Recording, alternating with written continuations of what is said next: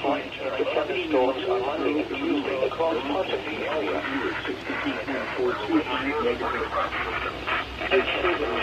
Automatically activate special receivers to warn the impending hazard. This test is conducted each Wednesday between 10 a.m. and 1 p.m.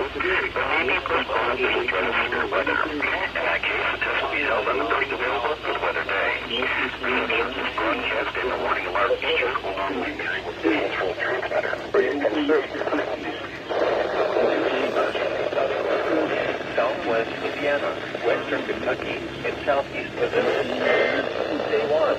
Today morning begins when the